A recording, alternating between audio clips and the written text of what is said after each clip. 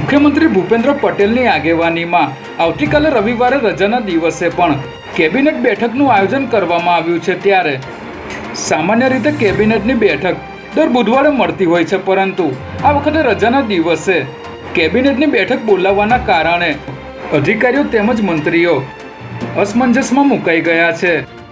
રજાના દિવસે બેઠકના કારણે ભૂપેન્દ્ર પટેલ સરકાર કંઈક નવા જૂની કરે તેવી પણ સંભાવના સેવાઈ રહી છે।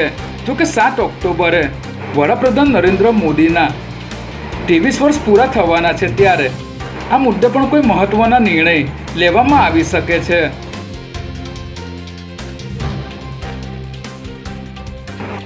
નારોલમાં નિવૃત્ત પોલીસ અધિકારી અને હાલ હોર્સ રાઇડિંગના કોચની પુત્રીના ચારિત્ર પર શંકા રાખી પતિએ છરીના ઉપરા છાપરી 20 જેટલા ઘા મારીને પત્નીને મોતને ઘાટ ઉતારી દીધી હતી।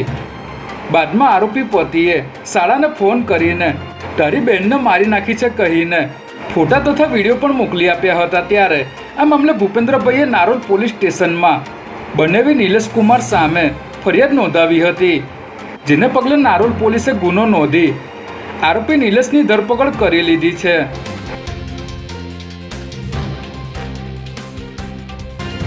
ગાંધીનગરના સરગાસણ ખાતે શેરી અફેર ગરબાનું આયોજન કરવામાં આવ્યું હતું। ત્યારે બજરંગ દળના કાર્યકર્તાઓ ઓચિંતા ગઈકાલે રાત્રે અહીં પહોંચ્યા હતા અને ખેલૈયાઓને તિલક કરીને ગરબા રમવા જવા દેવાનું કહ્યું હતું, જેથી પોલીસે તેમને સમજાવવાનો પ્રયાસ કર્યો હતો, પરંતુ તેઓ પોલીસ સાથે માથાકૂટ કરવા લાગ્યા હતા।